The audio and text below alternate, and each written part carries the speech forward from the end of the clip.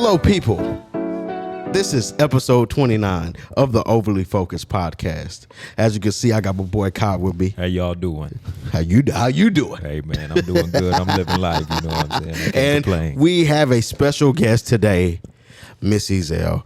How are you doing, Miss Ezell? I am doing great. I'm so excited to be here. Thank you for having me. We guys. are excited. If y'all didn't know, this is our former teacher. She's our former teacher from the 8th grade. Yes. If anything, she's the first person to kickstart the pod. We was the first. This was the first place where we started the podcast. The first episode. It never got released, but we started it here. We appreciate you for that, for sure. Absolutely. I am always happy to support you guys. So Yes. I'm excited to be here. Is everybody doing good today? Everybody, Yeah, bless, brother. You doing good? You doing good? Yes. Ezell, you doing good? I feel great. I'm excited. I'm ready to see what y'all have for me today. Okay. So the first question that we have for you is, what made you want to become a therapist? If y'all didn't know, she's you're getting your therapist license, right? Am I correct? Yes, I am almost complete with my full licensure in marriage and family therapy. What made me want to go into therapy?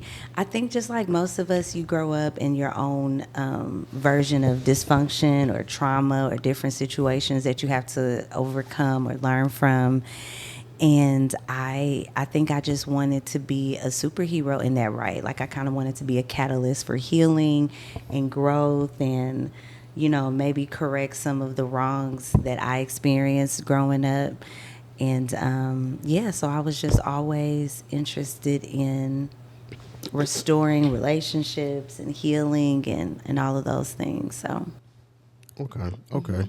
So was there like, a specific moment to where you was like, I want to help people. This is my purpose. Like, this is what I want to do. Like, God put me on this planet to do this. Like, where's there a moment like that for you? I would probably say because when I first went off to school, my first focus of study was criminal justice, and I just realized that I wasn't really passionate about that.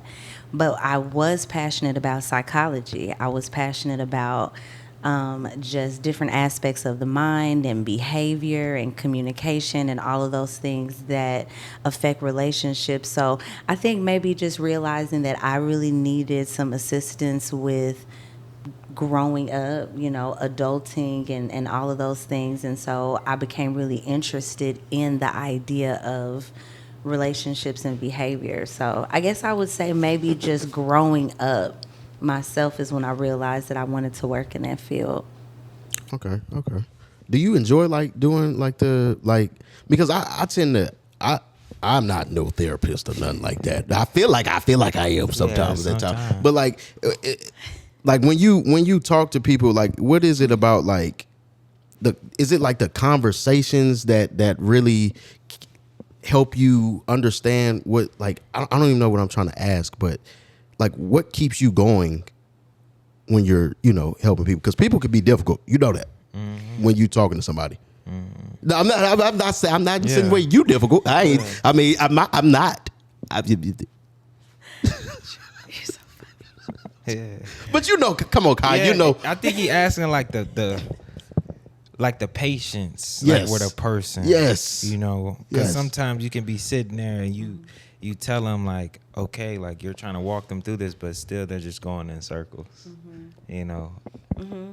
Yeah, it's definitely not the conversation. I have learned that this is a very taxing field to be in because normally when you're a counselor or a therapist or a clinician in any area of service in that way, people tend to drain you. Like they tend to want to lay their problems at you. They want to get your opinion and your insight and your mindset about things. And it can be really exhausting. So I think what keeps me grounded in the field of therapy is the overall outcome. It's making those aha moments. It's helping a person realize just a connecting piece that helps them just overall have better satisfaction in a part of their life. Just really helping people. I think that's probably what fuels me in staying in the field. Okay, so how do you handle like being everybody's safe space, but not losing yourself within having those conversations with people. Because I think a lot of times when you have conversations with people and you care so much, you could tend to, everybody's problem may become your problems, and you take it on with other stuff you may have going on in your own life. So Right. my question is, how do you deal with that and not being, losing yourself within that? I think one good thing you said was fixing everybody's problems, realizing that I am not capable of fixing everybody's problems. I am not called to every person. Every problem is not my mission.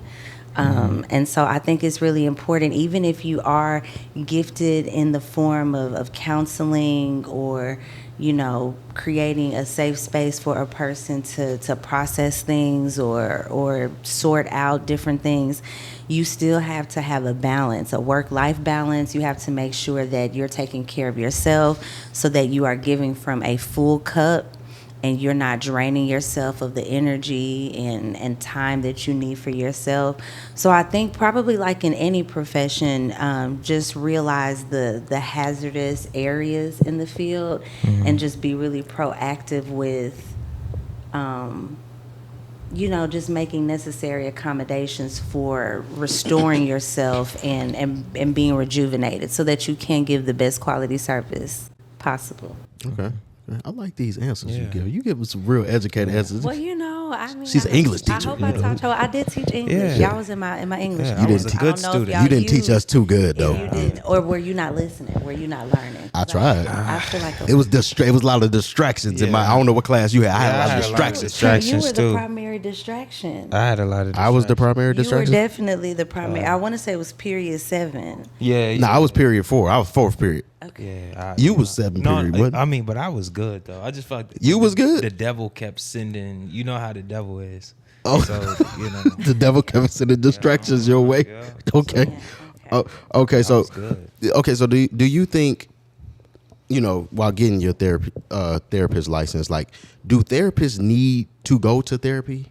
Oh, absolutely. I have a therapist myself. Okay. I love my therapist. I look forward to my therapy sessions with my therapist. So how do you deal with, like, how do therapy, like, okay, they're so used to giving the advice, Yeah. and is it like, okay, now I need to sit and listen to somebody else? Like, how does that, like, how do you feel about that? Like, Yeah. how do you? Well, number one, it's not, when you say sit and listen to somebody else, it's a very engaging process. Like, we are all actively partaking in the process of it. So we're having a conversation, we're reflecting, we are breaking down different concepts and saying what it means for me or how I comprehend it. So, I think just realizing that healing is like an ever evolving process. Like, you never are done growing up or fixing yourself. Like, there's always something for you to fine tune or work out or work through. And that's not saying that you have to constantly be working on yourself, but there's just moments when you need fine tuning, or there may be something going on in life that you just need a different set of ears to take a listen at. So I just think that it's really important to understand that we don't know everything, and there are times that we need advice or we need sound guidance, or people that have good intentions for us can just kind of get us in the right direction, even though ultimately we're equipped to make some of those decisions ourselves. But just having the tools, a therapist is just a tool. Just like you go to a chiropractor, you go to a primary care physician, you go to a dentist, you go to a therapy for tools to help you with all the things that you need to work on emotionally and mentally. Okay. Is it a like do therapists like challenge each other? Meaning, like, psychology, like it's a mind game. You know tactics, and then your therapist knows tactics as well. So has it ever been like a time where, like, your therapist is saying something, but, like, you know how to, like, deflect or run away from the conversation, and then they kept, you know what I'm saying? Like, I understand go what you're saying. at it. Well, the thing about it is you really have to have a trusting therapeutic relationship with your therapist. So it's not even so much being challenged. My therapist might encourage me to take a different perspective of something. And it doesn't mean that she's asking me to abandon how I originally feel about the matter. But of course, because she understands what my end goal is, she is, and it's not necessarily a tactic, but she's skilled with the different ways of getting me to come to just other outcomes or different perspectives, you know. So I think because I trust her as my therapist, I don't worry about her trying to just trick me or play any mind games. 'Cause if anything, you go to therapy because you've been in situations where you've played too many mind games and it's been damaging.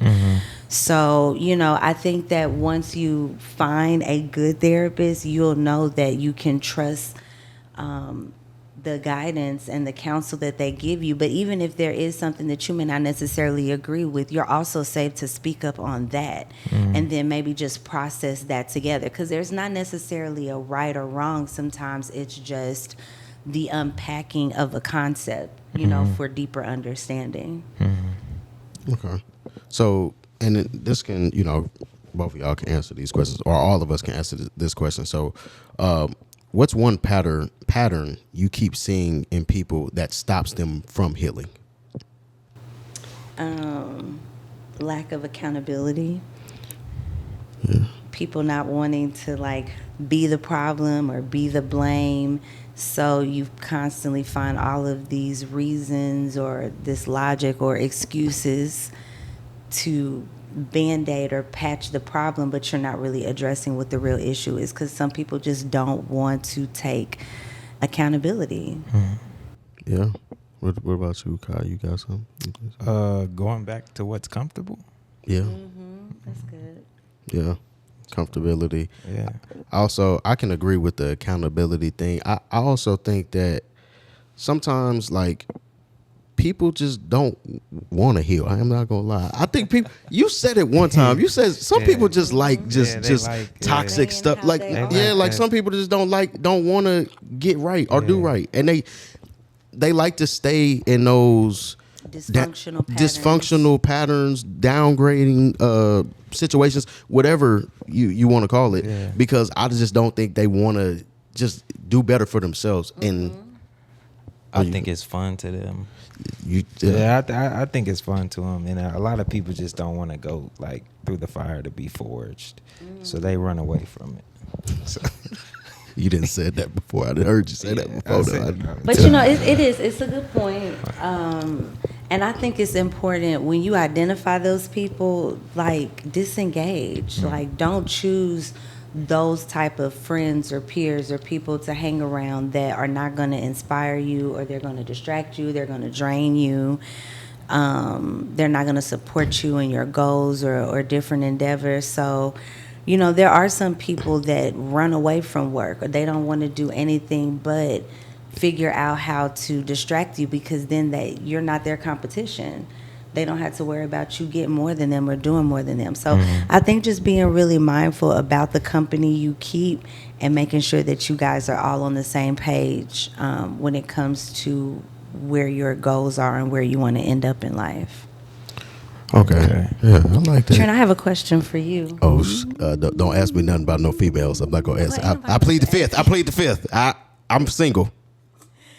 I just wanted to ask you, do you feel that you choose people that are healthy for you? Like, what, I know you mentioned accountability is important when it comes to, you know, blocking people from healing. Do you feel like you are in the position to choose healthy people for yourself? Where I'm at right now, I would say yes. If you was to ask me this probably about 5-6 years ago, I would say no wholeheartedly. I think that with me, it don't take a lot for me and somebody to be cool. You know what I'm saying? Like, you know, you make me laugh and you keep making me laugh. You my dog. We cool with each other. You know what I'm saying?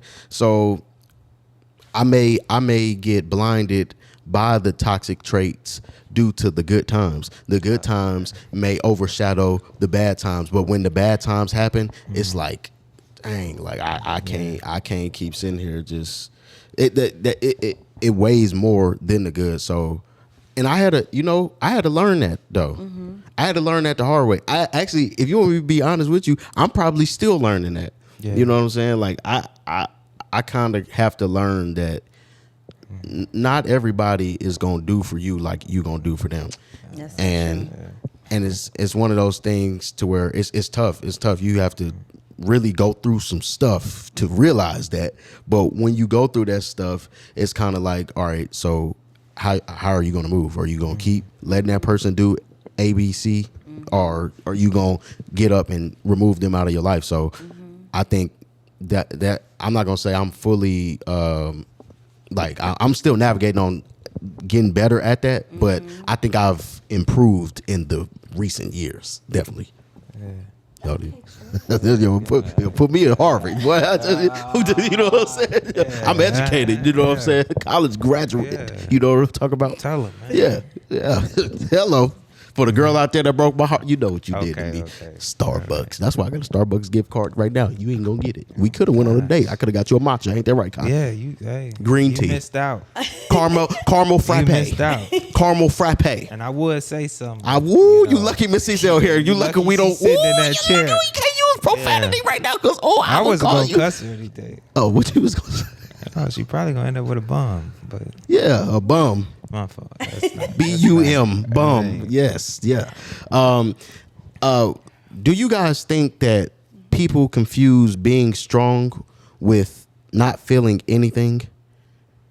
Like, I think to break down this question, like sometimes people will put past in their mind, like, all right, I got X, Y, and Z going on, right?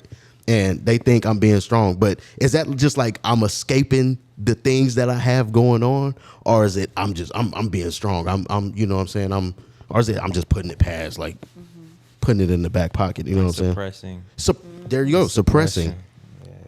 How do y'all feel about that? I think, I understand what you're asking. I think it's a case by case scenario because, there are some people that avoid being emotionally available. Like emotions are hard to experience and to process, to really do the work of processing an emotion is hard work sometimes. It's necessary work, it's good work, but there are a lot of people that would rather avoid feeling their bigger feelings because it's heavy, and so I think because of that, yes, there probably are some people that claim they're in better situations than what they are because it's easier than doing the work. I think a minute ago you mentioned people kind of being lazy or just not wanting to do the work or rathering remain in their dysfunctional spaces because then they don't have to change. They don't have to learn or unlearn in that way. So I think it just depends, and sometimes you really don't know what a person is genuinely exhibiting until you understand what their intentions are and things like that. So and I will be honest, I am a victim of suppressing stuff that I go through. I don't know if it has affected me yet. Maybe it has. I don't know. Okay, it probably has. Deep, okay, don't. Okay, don't. Deep, okay, because you was about to hit me with some therapy stuff. I'm not ready to cry, Miss Ezell. I'm not. If you cry, it's okay. Nah, I can't have it. I can't be crying. Black men can cry. Black men can cry, but I'm not finna cry. You know what I'm saying? I'm an ugly crier. If you needed to cry, Trent. Nah, I'm not gonna cry, but I'm saying I've suppressed some things in order to do what I have to do, or if anything, I do this. I suppress things that I may go through to help somebody else. Now, I may do that maybe because A, I might really, want to help that person, or B, it might be a distraction to help me remove that, those thoughts off of my mind, or I think it's a lot of factors that go into why I do the things I do, but it's just I'm with you. I agree. Go ahead. I'm sorry, Kai. No, I was just gonna say, like, I do agree, but one thing I do suppress myself. But one thing I learn when I do suppress, it's kind of like if I'm like, for example, what we talked about before here, I was suppressing emotion, but also like it was causing confusion only because I'm being wishy-washy. I'm stepping over here because I don't want to deal with that. It's like I'm trying to reserve a part of myself and not face it head on. I'm like, but it also confuses that other person who's in a situation with you. So that's kind of what. That is so good. I didn't even look at it that way, but it's like as long as you are not deciding on where to stand with it, it allows you to not really hold the responsibility of what comes with that decision. But as long as you're not assertively making the decision, you're leaving a lot of room for confusion, and that creates just trauma and distress, you know, within the relationship. So that's really good. You know, I think sometimes too, when you find that you want to avoid a moment or avoid feeling something, really become curious about what it is that you're afraid of. Like, what are you afraid to uncover? Or what are you afraid? So like a minute ago, Trent, you just mentioned sometimes you being available for what somebody else is going through, it gives you a moment to be distracted from whatever you're really going through. But if you took the time to address whatever your need is, like, what is it that you're hiding from? What are you scared to feel? Because a lot of times when you just, you know, kind of head on face that thing, it allows you to finally figure out how to truly overcome it, and you're not just hiding from it, because it's going to always return. It's going to always come back. You know, you sweeping it under the rug is only going to be a temporary fix. Does that make sense? Yeah, no, I agree. I think you do address the problem whenever you should address the problem when it initially happens. My problem is that I factor in other people's problems more than my problems. Why are you doing that? Why do I do that? I don't. You know, we trying to figure that out right now. No, I want you to think for a second. Like, really, when you think about, like, imagine one of your friends, one of your homegirls, one of your whoever coming to you and like, man, this is what I'm going through. What makes you make their problem priority over, like, why are they more important in that moment than yourself? I think maybe because, like, maybe the seriousness of their problems might be more it might be more serious than whatever I'm going through. And then I think I'm just wired like that. I can't even explain to you why I do it, because it's something that's probably been embedded in me since I was younger. So that's one of the things I probably have to deep tackle. But I'm more so the thing is, like, if you good, certain people, it's not for everybody. Right. It's certain people, it'd be like, you good, But does it make you uncomfortable to talk about what you going through? No. It don't?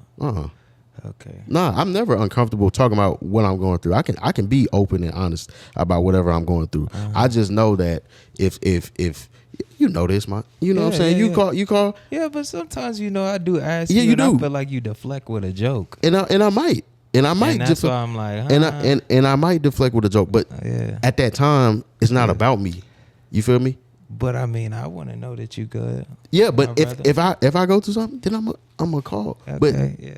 I might call. I don't know. Maybe I'm deflected right now. Yeah, but that's one of the things. But that's one of the things. Like, I'm type person. Like, right. Like, I deal with it. You know what I'm saying? Like, I deal with it on my own. Sometimes I might need somebody to talk to, or sometimes I might just be better off. Like, let me just, you know what I mean? I deal with that by myself later. I think, and I understand what you're saying, but I think what you are actively exhibiting is what we're actually talking about. Yeah, that's like what you're doing it right now. Yeah, like it's being recorded. It's being recorded 4K, by the way.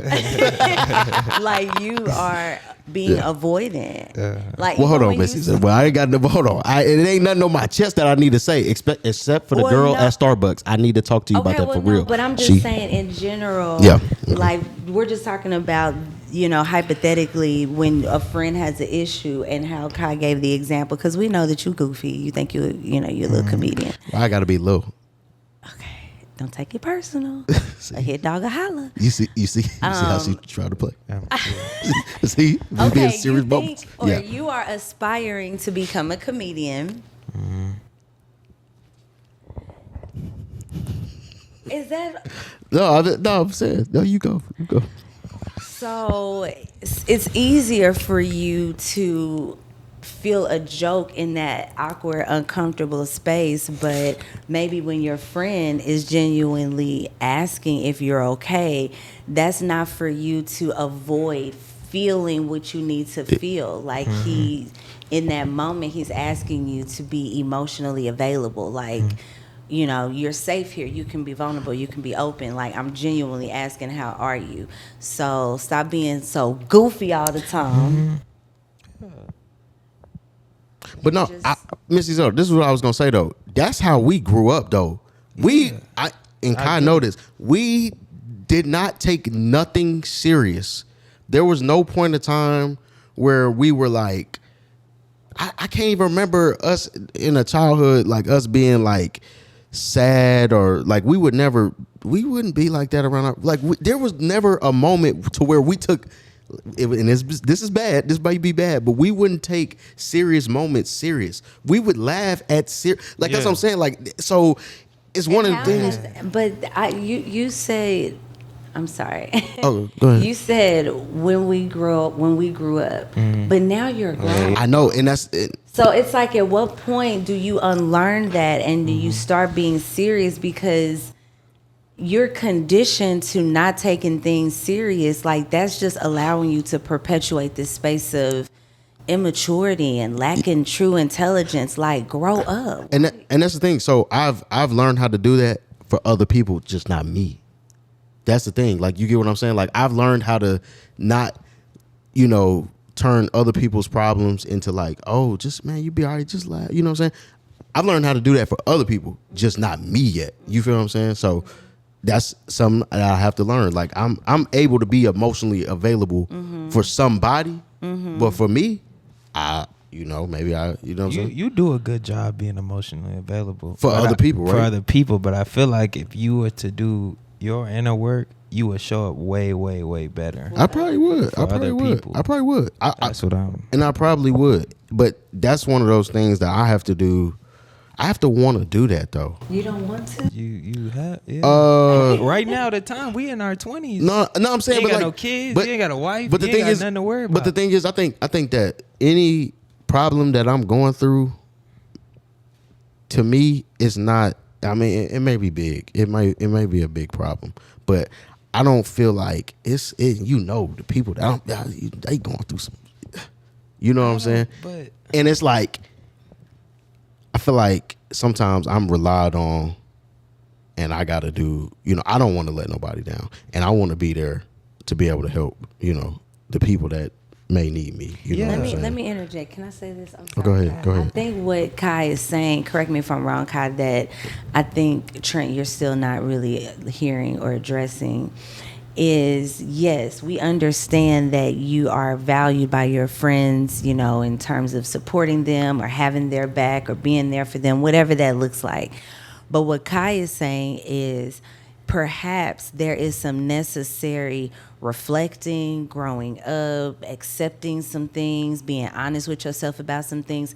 There's some necessary stuff that you could do for yourself so that when you are supporting your friends, you'll be able to have even a deeper depth of support. Or how sometimes your friends ask you, about, like, ask you for advice when they're going through things and you really don't know what to say. It's like you want to be there for them, You want to support them, but you just don't know what to say. Sometimes going through your own stuff properly, actually walking through it, actually saying like, dang, I'm stuck right here, or I'm embarrassed, or I don't know what to say, I'm prideful. Like, whatever it is, you actually facing it and not bypassing it with a joke or sarcasm or avoidance, that helps equip you to be able to now support the friend that you're really wanting to be there for.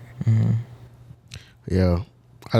Again, I agree with what he's saying, but it just falls back on I have to want to do the work. You know what I'm saying? Like, and I'm be completely honest. I don't want to do the work right now. I feel like that may be wrong, but I feel like I have so many things that I am trying to do and I'm trying to accomplish at this point that I'm the type of person. Let's do this, and then we'll get to that. But like I'm on go mode. You feel what I'm saying? So in the mindset and how my brain is, wired, it's just You're like not available for that right now. I ain't available for that right now, and that might be bad, but that's for me. That's you being honest. That's okay. Like I can worry about that. But you don't think you're gonna burn out? Hey, I might burn out, and that might be the time where I need to do it. And if that happened, then that happened. But I'm more so the mindset of if it hasn't got to the point, and I've been to that boiling point though, to where I had to take a step back and be like, okay, let me take a hiatus from people. Let me calm down. Let me take a hiatus from people. But I haven't allowed myself. I think I found like a good balance. No, like a good temporary fix that has been working for me, to where I don't let myself get to that boiling point no more. I don't let it get there. I don't let it get to that boiling point to where I feel like it's affecting, until I feel like it affects my everyday life to where I can't do this right here. I'm straight. I'm cool. Then I ain't, you know what I'm saying? If it's not making me bed rot or nothing like that, I'm good. I don't like it's more to life to live than to be, letting little situations just get me, down bad like that. Like I can't let that affect me. And when it does affect me, then that will be the time to where, okay, Trent, let's do what we gotta do. You know what I'm saying? But I think I put a barrier up so high that I don't let it affect me to the point to where it gets me to that boiling point. You know what I'm saying? So that's just how I feel. You know what I'm saying? Yeah. I broke that down. Pretty good. That was good. Yeah. I see what you're saying. Yeah, but I do. It's just like, it's one of those things to where, like, I don't know if I was just wired like that or if it was just like, I don't know. And then, like, I think sometimes you develop the coping skills that you're comfortable with. Mm-hmm. And I think that when you realize, I understand what you're saying, and I truly do. Because I think one thing about adulting or just transitioning as, from adolescence to young adult, whatever, it requires a lot of balance. Mm-hmm. Like you have to compartmentalize a lot of different things, right? And so, Trent, what I'm hearing you say is that it's easier for you, like right now, you are focusing on school. You're focusing on your passion. You're focusing on, getting resources and equipment and things to support your drive and your dream and all of those things. So whatever emotional, social things, whatever blockages you may be experiencing, you feel like you're able to cope enough to where it's like you don't want to make yourself available to do the deep work. Mm-hmm. Yes. Because the deep work is going to require some of your time, commitment. And it is, just even mentally and emotionally. Now, yes. This is what I would say as a caveat to that, and this might be what your friend Kai is concerned about. I know you were asking the other day about how old I was. I'm not significant. I think I'm about 15 years older than y'all. Whatever the case is. Sometimes you can, I know for me, men around my age, or, mid 40s, early 40s, late 40s, whatever, there are things that they have continue to procrastinate in addressing or sitting down and doing the work, sitting down, having that conversation. And then maybe the people that are immediately around them get tired of dealing with that limited amount of emotional, because when you don't do the work, you can only go so high when it comes to understanding other people's perspectives or having an objective mind or being able to break down something that's really hard for you to accept or you want to adhere to. You know what I'm saying? Like, it's almost like building muscles. Like when you go to the gym, and you're adding strain to that already strained muscle, but you have to like go through that discomfort in order to develop a more firm and define muscle.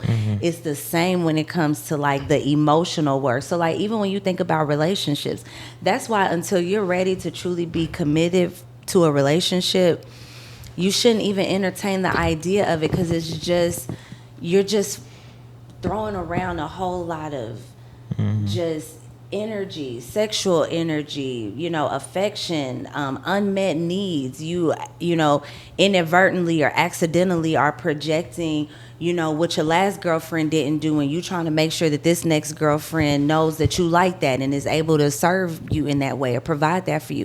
It's like it requires so much thinking energy. So you do have to kind of balance when you do the work. I know right now you're focused, you're about to graduate, so I get it. There's things right now that I'm working on that I can't be active in that ministry right now, or I can't hang out with this group of friends because I'm focused on what I'm focused on. So I think there are times in life where you do have to make those decisions, but just making sure to not continuing to put it off or neglect it, because you don't want to be maturing in this way, career-wise, money-wise, whatever, but then emotionally you're immature and people aren't able to connect with you because, they can talk to you about these things, but, you're still almost, at an adolescent or teenage level when it comes to other topics or ideas. Yeah. Does that make sense? Yeah. And that is something I probably would have to work on.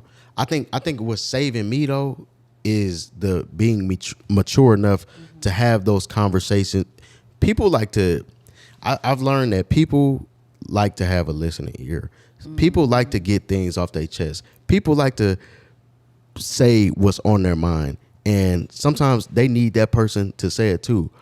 I feel like this is my opinion. I feel like I'm the only person that will actually sit and listen and be engaged and actually, but do it for a consistent basis. A lot of people, somebody call you, well, yeah, what you doing? Okay, well, hold on, what you calling me? Boom. Man, I'm talking about, I'm sitting there hours listening, just, yeah, what? They did that, what? A lot of people won't do that. You know what I'm saying? So I think the thing that's saving me is like having those conversations with people and people knowing like, oh, dang, you really can, like, yeah, you may be making all the jokes and woo, all that, but like you actually do like listen very well, or you actually do are mature enough to have these conversations or this, that, and you know what I'm saying? So I think that's what's really, helping me. And I only say that because, like, I've experienced. I know where it leads to. Like, I have experienced it. Yeah. Like even like doing content in the gym. Well, like with I had a group of buddies. We were doing content like in the gym. It's like like a group thing. And like one thing I learned is like I was so busy catering, to all of them that I never did my inner work, and I wasn't able to lead them properly. So it's kind of like, I don't know, you read the Bible and stuff. It's kind of like with Jesus. Jesus had to walk away sometimes and like go into the wilderness to do his inner work and talk to God so he can show up and lead them right. Because he knows if he doesn't do that, he might explode. That's good. So that's all I'm saying. Yeah. And I got to make sure, but like I was saying earlier, that barrier I put up, that I can't let things get me to the point to where if I feel like I have to explode, then that's where I have to sit down and be like, all right, Trent, like, Come on, bro. Yeah. Like you gotta. But I don't allow things to get me to that level no more. To when like I said, experience is the best teacher. So when I experienced X, Y, and Z, and it got me to that point, I said I don't feel like this no more. Let me fall back from that person, or let me not,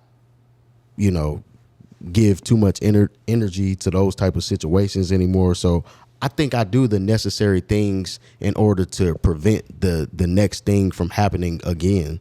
So I think that's a main thing that's saving me right now, in my opinion. But I there's power to I think everybody, is on their own journey, and until you are ready to take that next step, everybody does the best they can. So yeah. that was a good topic. That was a good topic. Yeah, good Yeah, job. that was good. Yeah, who would have thought we would have been here? Who would have thought we would have been here? Who would have thought? You didn't even pay attention in class, and now you. Well, I gotta be out there and pay attention. I paid attention in Them be class. the most successful. Yeah, them be the Trent. most Them successful be the ones. It don't be the ones It valedictorian. don't valedictorians rank number 2. Hey, it's a difference. What's up? Yeah. Okay, yeah, well, but they also weren't getting kicked out of class all the I time. never got kicked out of class. Oh, I ain't never got kicked out. You kicked me out of Trent. class? You kicked me out of class? before? Never got Absolutely. kicked out of class. Yeah, unless Well, you How was you got kicked upstairs with me for I don't lunch even detention. What? know, bro. I never got kicked out of class. Did I get kicked? Yes, you did, and I Probably called your mom. did. Did you kick? Probably Oh yeah, did. you did call my mom I that ain't one get time. I did kicked out talk. of class. Me, I had a number Bro, I yeah, was a me, good me and Jared kid. need to talk to you I was a about that. good You did call. You kid. called my mama that one time. That And wasn't now right. she's my friend because I didn't call her so much. But that ain't right. Yeah. You called her one. Why you ain't call Kai mama? Yeah. Yeah, no, because Was you chilling? You I was was chilling? a good person. I really don't Still am. think I called Exactly. Kai's mom. Yeah. Well, you called my dad once. You was on the calling. It was a point in time you was on the calling spree. You remember? I wasn't on no Faye? Collins spree. Y'all Oh, deserved it because I was bad. It was Faye. Who? Do you remember Faye? Yes. And I had Oh got my into it with God. Faye, and then I told her like, "Shut up" or something. And I said something to her. And you had called my dad or something Did like you that. get in trouble? I don't think so. Well, Well, I don't remember. I don't think so though. It was a point in time you was on the calling spree, and she was calling Yeah. everybody mamas, wasn't and nobody everybody- on no Collins You spree. was on the If I Collins call- spree. I didn't even Kai. like Collins, so if I called, it's because She wasn't on no Collins spree.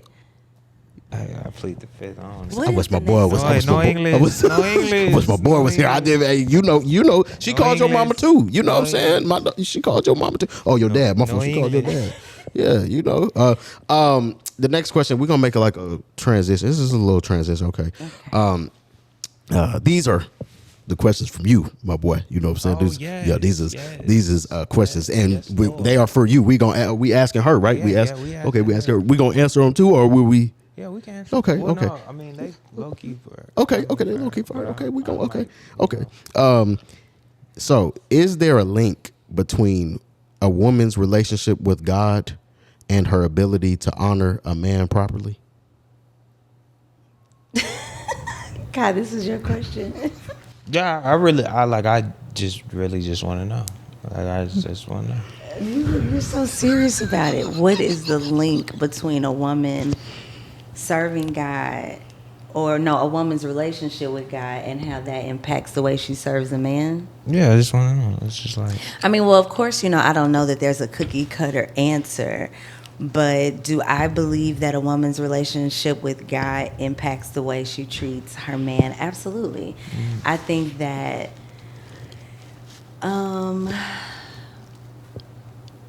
if you believe in the idea of submission and honoring your man and servant or servanthood or whatever, I think that in a way you almost follow the same. I mean, it's not going to be as unto God, but it follows kind of in that order. So, the way that I am going to show honor or respect, or make sure that I'm continuing to sharpen myself or stay in compliance with all things, whatever it is, you do that in all, you show up that way in all of your relationships,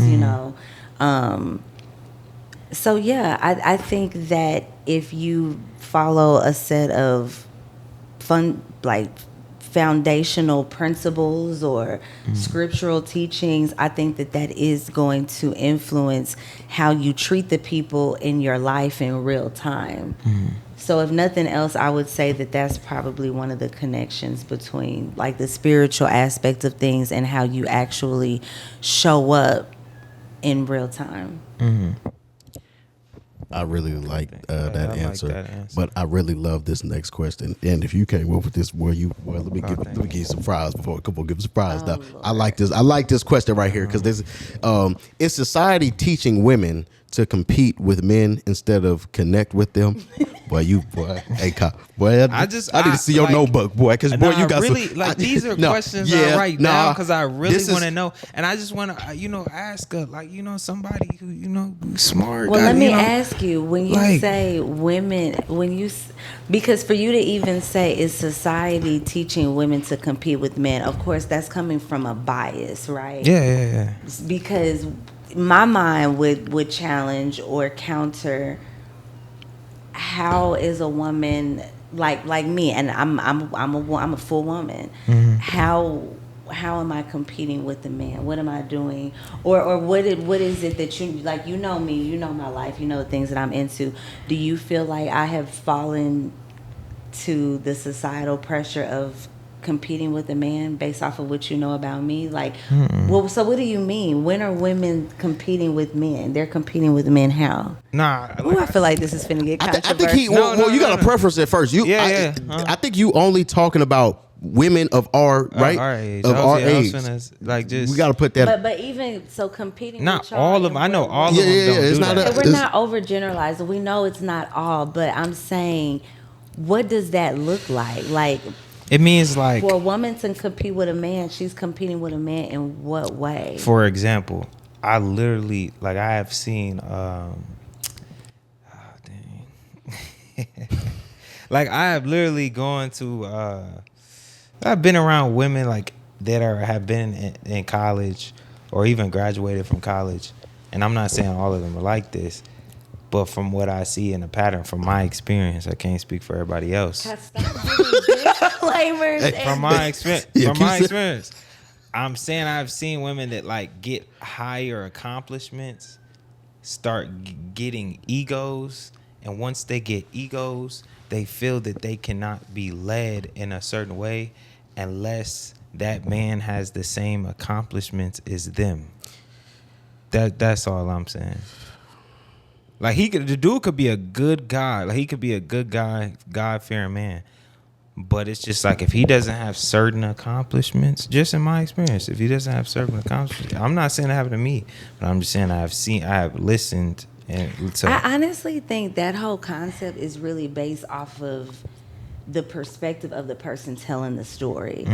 If you're a person that is not secure with what you have achieved or accomplished, I feel like those conversations only happen from people that are intimidated by women who have achieved higher goals, because men who are CEOs, who are executives, who make Fortune 500, those men I don't think worry about or are fighting with having a woman lead him. Do you know what I'm saying? Yeah. So and when you say it makes women competitive, why is it that a woman aspiring for more education or higher jobs, why is it her competing with the man and not just achieving the goals that she has for herself? Why does it have to be centered on somebody else? But I in my opinion, I feel like it's the men who are personalizing those things. You're making it about you, when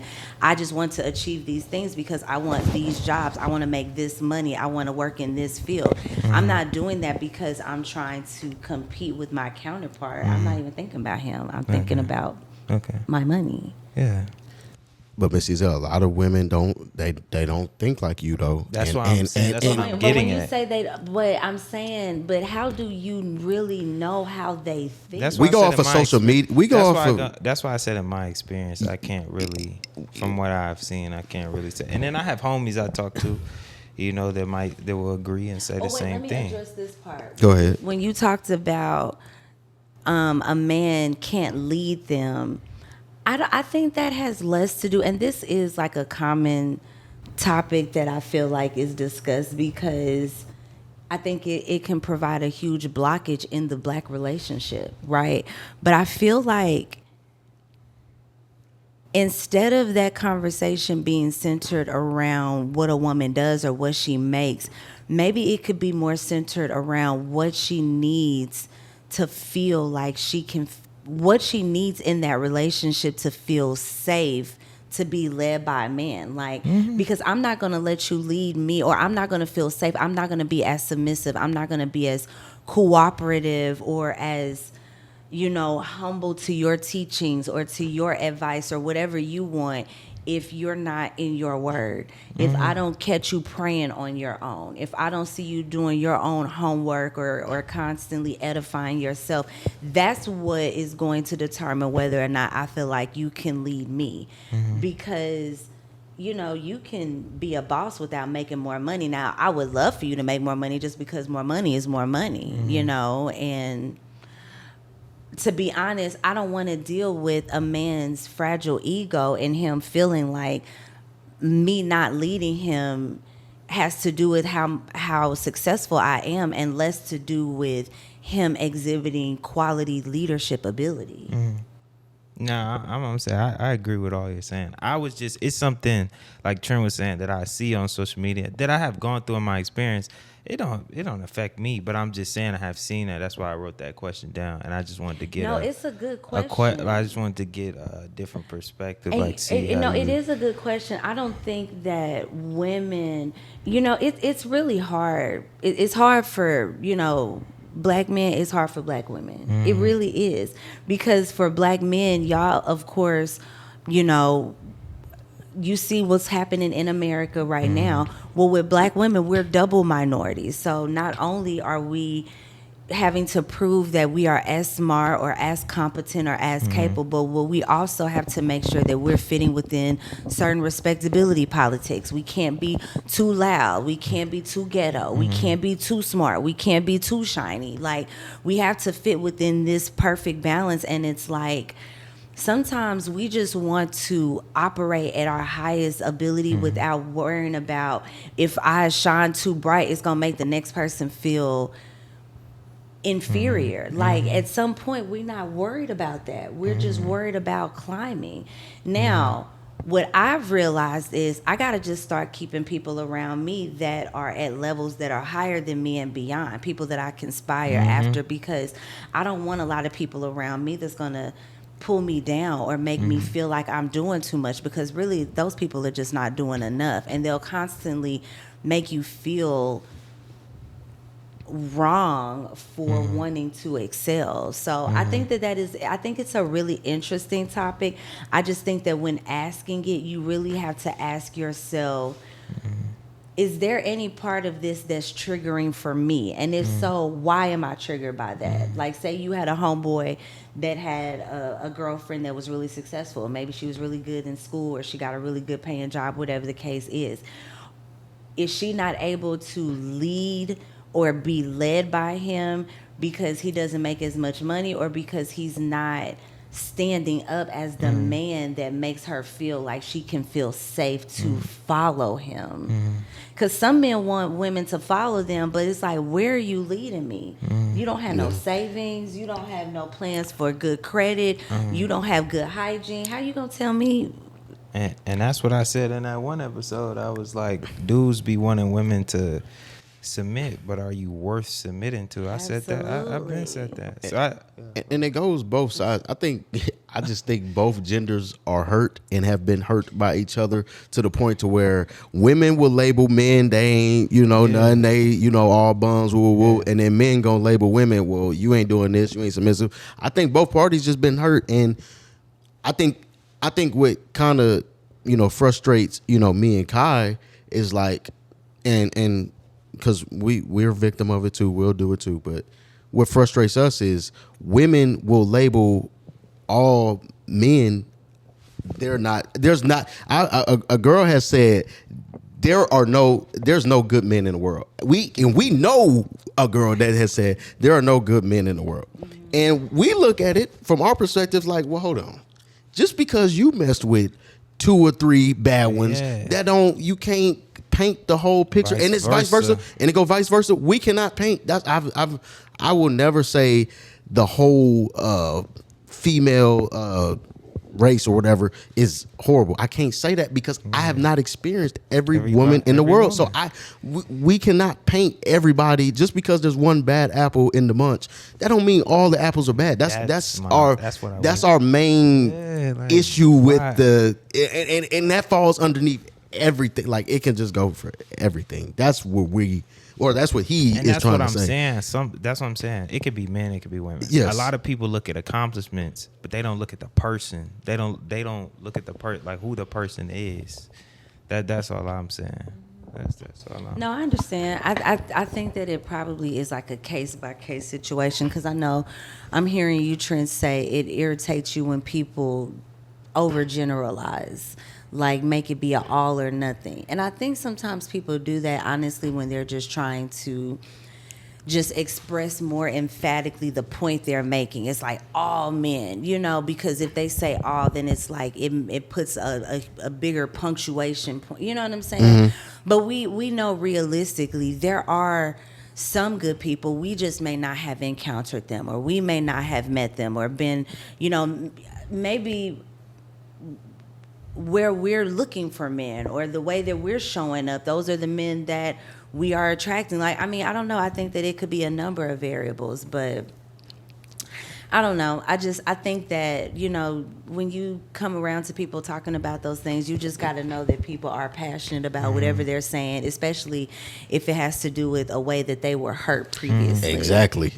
That's the main thing. Just because he hurt you that way don't mean I'm going to hurt you that way. That's the thing. And I think when you get into relationships, situationships, whatever it is, that's why it's hard for people to let their guard down, because they have been hurt so much to the point to where if I let my guard down, are you gonna hurt me like such and such did, or are you not gonna do the things? And also with that, if I do let my guard down, and now I'm putting stuff that the last person did on me on you, and you ain't even giving me a chance to do what I gotta do. You putting the last dude that hurt you or whatever, you putting that blame on me, and that lets me know that you ain't ready for nothing serious. Because it's like I think that's just a lot of things. I'm speaking passionately because I know some people out there that you did it to me, boy. Do you believe in like you attract what you are? Like meaning like you on the outside you could play this. I'm just saying on the outside you could be showcasing the good, but you can't really lie to yourself. You know what I mean? Wait on that. You can't lie to yourself. You can't lie to yourself, man. Like for real, like. And sometimes like I have like in the past, like I'll be like, these women used to come to me and I used to be like, man, why am I attracting like these women? But I learned. I get what you're saying. Yeah. But I learned though, most of the women like I've talked to and I dated seriously, it was trauma bonding, because every girl I talked to, my parents went through a divorce when I was this age, and then you get to talking like about a divorce. It's like y'all not really in tune, but since you're trauma bonding over that, you know what I mean, you just think, this is the person for me, and it just turns out to be bad, things like absolutely. that.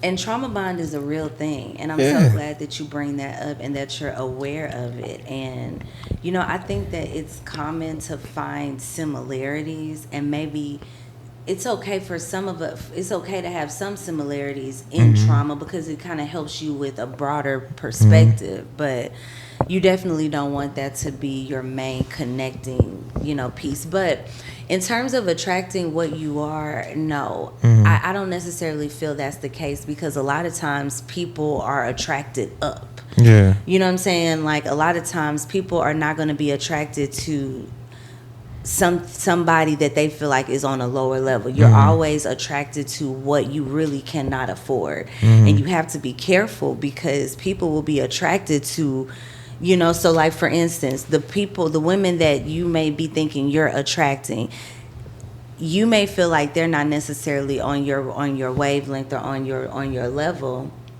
And you have to be careful by giving them chances or feeling sorry for them or, you know, whatever, because they will slowly pull you down to their level.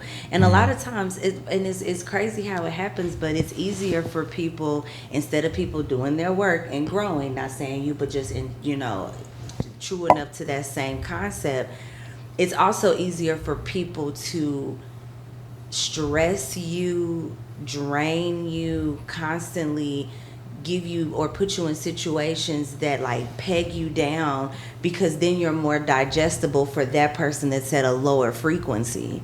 So you have to be careful and just make sure, like, even, you know, what we were talking about earlier today, you know, you're going to always have to nurture a person in that same way.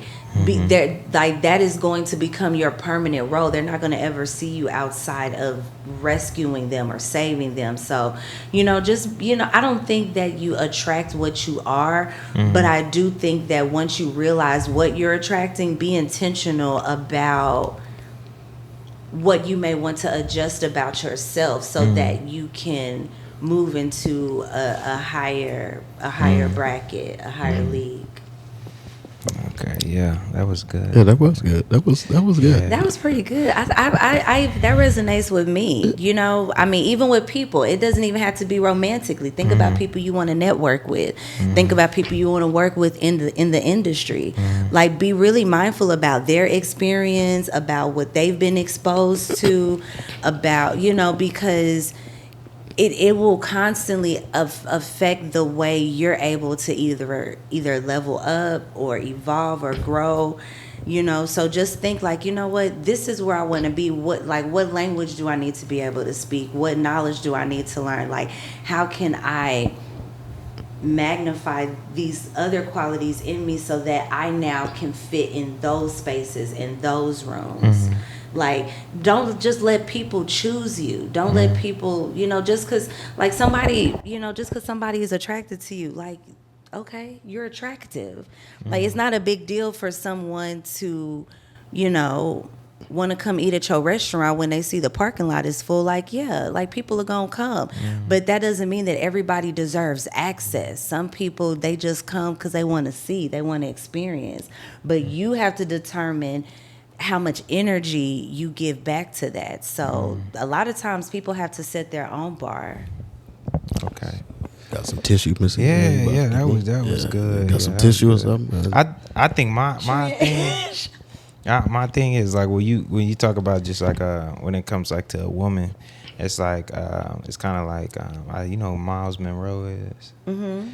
He was like, God never sends you a finished woman. So it's kind of like, I guess, like, when women in the past have came to me, I guess I had a hard time of, like, thinking like, okay, well, maybe God sent her to me because I'm here to lead her to the promised land. But then you can also get yourself burnt, you know, thinking like that. And that's why I understand, like, if you just keep God in the center of it, you know, he'll give you discernment and let you know, like, hey, that ain't it, my boy.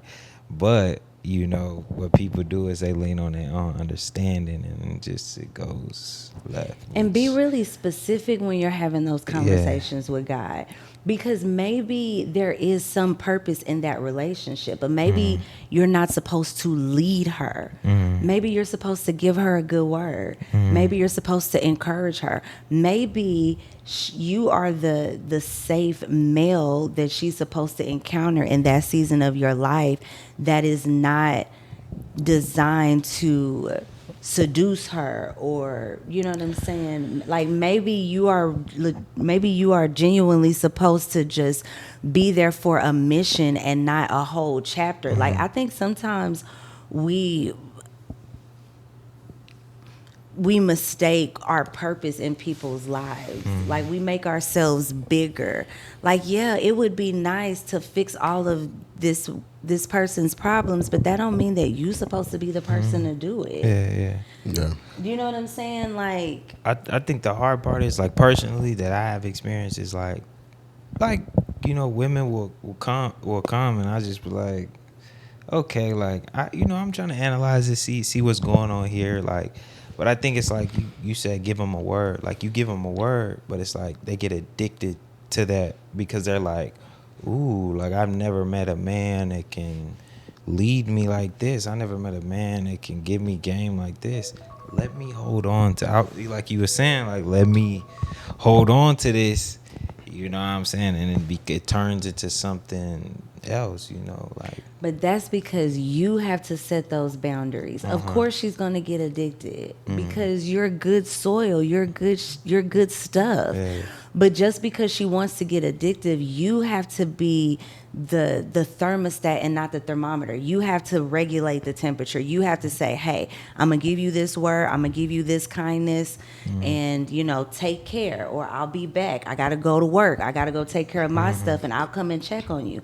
Like just because, and maybe sometimes God may not even be able to use you in those spaces if he feels like you're going to be giving more than he's anticipating or needing for you to give, because then she's relying on you more than she's relying on God. So in some cases, make sure that you are in the space to be able to set that boundary, say no, be able to shut that door when it's time to shut that door. Like if you're too weak to the needs of a person, if her googly eyes and her sad story and her sweetness, if all of those things distract you from hearing what God is or is not telling you, then you're not ready for that. You know what I'm saying? You may need to not be trying to lead anybody. You know what I'm saying? Maybe you're not necessarily hearing from God. Maybe you're just trying to operate in your savior's complex. You're trying to be a gentleman. You're trying to be chivalrous. But that you may be being disobedient in doing that. There's a lot of people who I should not have been their friend. They were not designed to be a friend to me. But because I think that I'm such a healer and I'm such a nurturer and I'm so good in all these things, I have such great advice, I felt like, oh, Michelle, you have to go help her or do this and do that. And I drained myself. I emptied myself of a lot of quality time and energy and resources. And God didn't tell me to do that. I told me to do that. So I had to get back in line with what my purpose was. Okay, yeah. Got some Kleenex or something. That's good. So Ice over here. Oof. Y'all, that was God. I don't even know what to say, but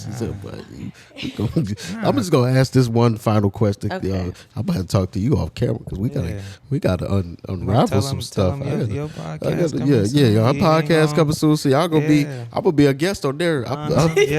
Oof. God, this feel like Oprah or something. I don't know. You touched me. No, I'm being serious. You touched me with that last. I ain't trying to be funny, Mrs. Ezell. You touched me. Serious, that was like, because you saying, I get everything that you saying, and it's like, especially the point to where like, God didn't put you here to help everybody. That's what you wanted to do, and I think that's what be like the confusing part about it, because we confuse like, well, I feel like God put us here to do that, but like whole time he ain't put you here to do. So it's like that be the part.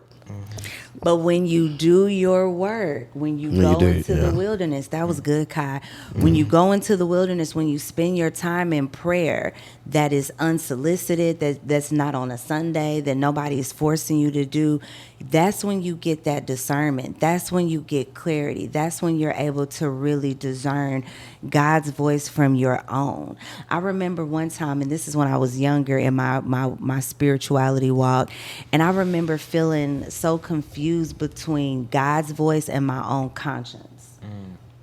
It was like, how do I know that it's not me or him? But that was also indicative of the fact that I wasn't praying enough. I wasn't reading my word. It's like when you are consistent with that relationship, he will clear up some of that muddiness when it comes to, man, do I need to lend this homeboy this money, or do I need to be like, bro, I don't have it right now, but let me tell you how you could probably go get it. Or did you go call, he'll give you the words, he'll give you the ideas. So maybe it's not for you to feed him, but maybe you're getting ready to teach him how to go fish. But you're not going to think that. You just going to think, oh, this is my boy. Let me help him. But yeah, maybe you're helping him in that moment, but you can truly help heal him. so that he can get himself out of the situation and you're not just saving him in that moment. So again, yeah, it is confusing, but it's more confusing when you don't have that solid connection, vertically. I think that'll, in a lot of cases, is the difference maker. Yeah, I agree. I agree with everything that you say. I agree. I agree. Y'all, this was so good. I really appreciate y'all inviting me to your podcast. This was good. I'm gonna get just one last question, and we're gonna wrap this thing up. Yeah. It's good, man. Yeah, it's good. It's good. We're gonna have to bring you back. We're gonna have to bring. Yeah, we're gonna have to bring you back. You know what I'm saying? If you willing, if your schedule allow, you a busy woman. I know tomorrow. You busy. No, she don't want us over here. She didn't want us over here today. You know what I'm saying? Trent. Okay. Yeah, you be really getting on here and cutting up. Miss Ezell, it's just a joke. I have a problem. Let's We address know. it. You said we gonna do the work. You said, okay, let's address my problem. You have to do your own work. Okay, I can you don't help have me nothing to do? with Can your you help me work. do the homework? No, you Listen, need to just solicit the Miss Ezell. services of your own professional Okay, well, mental okay, health counselor. okay. Well, can we start that up when you start your therapist stuff? And Okay, we'll but discuss it I off camera, can't. Trent. Well, I don't. You can't charge me because I don't got the financial funds to afford that Yes, stuff. I ain't gonna lie. What is the last question? If you could tell your younger self one truth about healing or love or purpose or whatever, what would it be? That the way it looks now may not be the way it looks later, and you have to be willing to continue growing with what healing looks like for you in that current moment. And don't be stuck to it. Allow yourself to grow. Allow yourself to change your mind.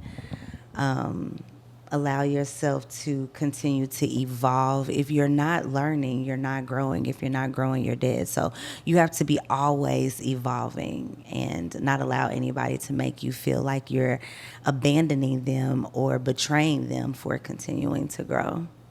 Yeah. Kyle, what about you? I can, in my opinion, I'm finna say mine. This is to your younger self, so it's already. I'm just saying, I found it like, it is like when we are in a fire is when we find like our true purpose. In my opinion. Okay, quit giving the disclaimer. Because people. No, when you say that, people, when you're saying that, you're not confident in what you're saying. No, I'm confident. Say it like it's good. Yeah. He doing it in a safe way, trying to he don't want to. Because I don't want to have to get up with somebody because they said something. Just say it. You can't be safe. Okay. She don't want to be safe. Don't say it. That was good. Look. The fire. It is in the fire. Come on. Is when we find our true purpose. Yes, young man. For example, like I was telling you, I like to do music, but the only way music became was journaling, and I was able to journal, but then I was able to turn the journals into lyrics, which when I was in the fire, I just would write how I'm feeling and I'd be in thought. And I was able to take that good thing and, bad thing, and turn it into something good. You know what I'm saying? Instead of crashing out or something. I'm just so proud of y'all. Like I'm really, really proud of y'all. Yeah. Came a long way. Came a long way. But y'all have come a long way. Yes. And Trent. Mount Everest. What you been say about me? Trent, I still remember the first day when you were in my class and you got in trouble the first day. You was like... Well, Miss Ezell, now let's just be honest. You was a little tough when you first got there. Now you was a little. Because who do we have? We had Miss Thompson, and then Miss Ezell came, and now me and Miss Thompson are such great friends. She came in there like, well, we ain't finna do this, we ain't finna do that. I said, well, I'm late to the party. You remember Miss Rika? Yes, the new sheriff in town. What you say? You know Miss Rika? Yes. They made her cry, bro. Yeah, because she ran out there. She would cry. It was Shaquille. It was Shaquille and all of them. I used to be in your class. Yeah, they was flaming her, bro.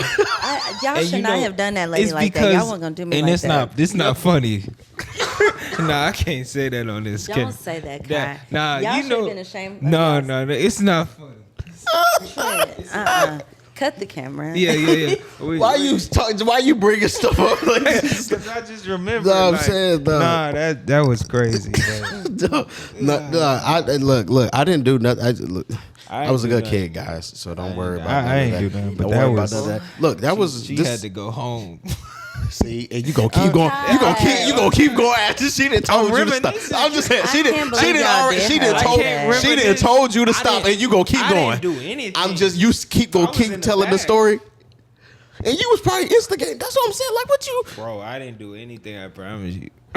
I'm gonna tell you off of the camera. Well, today, I am proud of you all. I think that you guys are doing a wonderful job trying to make something positive of yourselves and move in your passions. And yes. I'm just really happy to still be here on this journey with y'all and am able to watch y'all continue to grow and stuff. It's a good thing. Thank you. This was a great episode. This was a great episode. You are welcome. You are welcome back. I have anytime. to come back. Can I come back? Well, hold on, Miss Ezell, because you on 4K right now. So you making a commitment. Yeah. Right now on camera. I'm telling Miss Ezell, I'm gonna send you this clip. Yeah. Next time I ask you, get on here and be like, Miss, I'm being serious. I am being Trent. Kai, come on, Kai. But next time you come on here, can we bring like a girl that's our age on here? I already got a perfect woman that I'm trying to get on here with you, Miss Ezell. I promise. I think that would be good. I feel like you trying to make like no. It's not. No. A mentorship. You like yes, all we young are. women of the Miss world. Ezell, that is good. That's your purpose. I'm trying to tell you. You can help somebody. No. Some of these women is lost. Even my stepmom used to say, when we were coming up, we used to have women's circles and have younger girls in there. And we used to sit around like in mentorship and talk. And now in the 90s to early 2000s, this ain't no joke. They used to do that. How do you now know? This ain't no joke, Mrs. L, for real. Elders told me. Now they don't do that. Now the young ones want to be on 7th Street. 7th Street. Ellum, Harry Hines.